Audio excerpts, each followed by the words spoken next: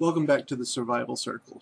Today we're going to talk about something that's overlooked commonly in most of the survival manuals, and that is navigation with the roadways. A lot of times we talk about where the sun comes up, where it goes down, how you can find north and south, but there are a lot of built-in things into our society that we can actually use to navigate. And this will serve you in a survival situation where you may be close to a road, or it will just serve you in your normal daily life. So today we're going to start talking about the interstates of the United States, because every country does have a different method of outlining their roadways. So the first thing that you'll probably notice is that the interstate sign is, you'll see it here as the shield-shaped sign. Say that 5 times real fast.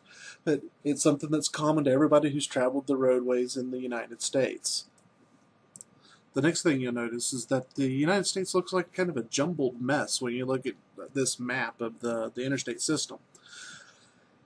You can't really tell it just by a casual glance, but there was actually a lot of thought that went into this map. First off, if you look at your interstates, you'll see that all of the east-west interstates are even numbered. So if it goes east and west, you have I-10, I-20, I-30, I-40. You could even have a 22, a 24, or a 36. It's east and west are even numbered. Next, you'll see that the north and south interstates are odd numbered. 35 comes through Texas here. You could have, a 33. You could have a 93. So those would be north and south traveling. Now, one mistake that some people make is that you think that it might run as a specific grid, and that would be really nice, but it doesn't. It's easterly and westerly, northerly, southerly. That means that on one end it's going to be north or south of what the other end was, or east or west of what the other end was. It does not necessarily mean that it was a straight line. Okay, so now we have this north-south, east-west, odd, even thing figured out. But where does it all start? Well, it all started in the southwest. If you start at the south, and you start at the west, and you start numbering, then the numbers increase as you go north or you go east. So you can essentially say that it started in the southwest, Southern California, but if you look at the map, you can also see that there is a interstate freeway there in Florida that originates in Florida and terminates in Florida. It's Interstate 4. So it is below I-10, which a lot of people think is the southernmost interstate, but it's actually not. So start the lowest number south, lowest number west, and it gradually goes up as you go across the country. Now the reason that helps you out is because now you know that the numbering starts in the south and in the west. So as your mile markers go up, you know that you're either traveling north or you're traveling east, because the mile markers will start either at the southernmost border of the state or at the westernmost border of your state. So as you go east, your marker goes up, your mile count goes up. As you go north, your mile marker goes up. Reverse that for south and west. So now you know what direction you're traveling by, whether or not you're on an odd or even interstate, and you also know if you're traveling east or west. That right there could be good enough to help you in many situations to avoid a survival situation. So keep that in mind, and that's the first major clue as to how you can use our interstates for navigational purposes. Okay, so now we come to some special cases. In the previous examples, we've seen a 1-digit, the highway, or the Interstate 4, and we've seen a 2-digit designation, the 35 and 10. Now we see a 3-digit designation.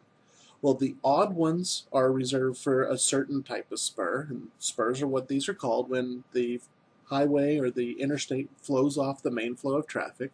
And there's also an even designation. We'll get to those in just a second. But as you can see, the little red part of the road on the example on your screen, that spur goes off the main highway, the blue flow, and it does not rejoin the main highway. That's the key here. An odd designation in that first digit means that the highway spurs off, but it does not rejoin the main flow of the highway. This will go like into a city primarily. Sometimes it can go into a rural area, but mostly into a city. Now on this one, we'll see that we have an even designation on 820. This means that the spur goes off the main flow of traffic, but rejoins the main flow of traffic at some point. Again, you have the blue main highway going through in the example, and then you have the red circle. Well, 820 here in Texas is a loop. It goes around Fort Worth. But it does not have to be a loop. It can just go as an arc. It just means it goes off the main flow of traffic and rejoins the main flow of traffic. So you can go around a city. Again, these could help you in a survival situation, because if things are really tense in a city, then you know that you can basically bypass around the city on a loop or on an even numbered spur. Whereas with an odd number spur, you're probably going into the area that you don't want to be in, because I don't think most cities are going to be really fun places to be during a survival situation. Alright, so now that we have some familiarity with the interstate system, we can move on to the highway system. The highway system are displayed on these badge-like signs, and they're similar in their numbering to the interstate system. The main difference is that the highway system starts its numbering up in the northeast.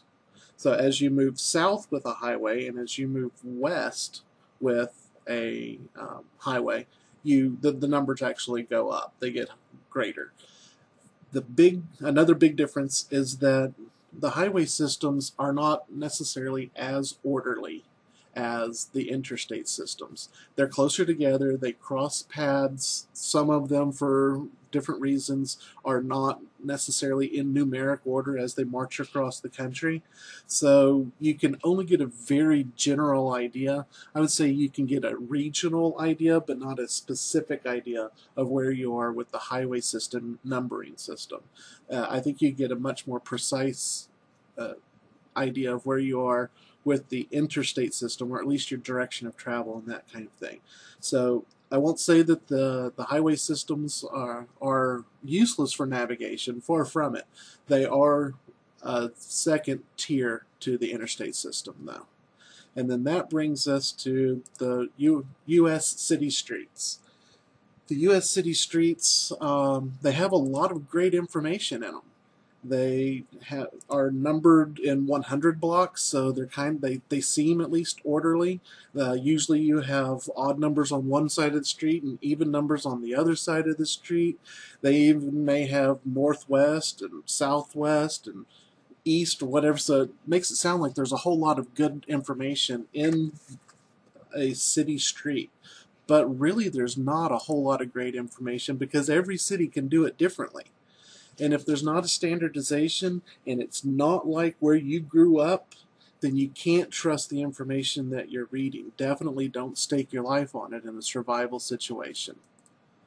I know I might get some pushback on this, so just to illustrate the point, I've heard, I didn't actually measure, but I've heard that a city block in New York City is about a quarter-mile long. So 4 city blocks is approximately a mile. Well, in the town where I currently live, the city block, you have about 20 houses in it, and if it's an eighth of a mile, I would be really surprised. Additionally, I've been in Fort Worth, Texas, I've been in Dallas, Texas, and I had a northwest ordinal on one of the streets, crossed the street, and all of a sudden I had a southwest. Well, that was because I crossed from one of the city streets to a suburb street. And if you don't know exactly where you are, then the ordinals don't really do anything, because they're measured off of the city hall or whatever the point of origin for that numbering system was. So don't risk your life, don't stake your life on the numbering system for city streets. But for the interstate and somewhat for the highway system, you can use that to help you determine where you are and hopefully where you need to be. So I hope that helps you start developing some familiarity with how to navigate using some of the resources that are actually right there around you. Of course, we'll cover some navigational resources in the future, how to use a compass, how to find out where you are, where the north, east, south, west, all that stuff is, whether the sun's up or the moon's up. We'll get to that kind of thing. But for right now, just start looking around and start realizing that some of the resources that you may need to either stay out of a survival situation or to get out of a survival situation may be right there at your disposal already. So thank you once again for joining us here on the Survival Circle, and we'll be back with another video just as soon as possible. Thank you.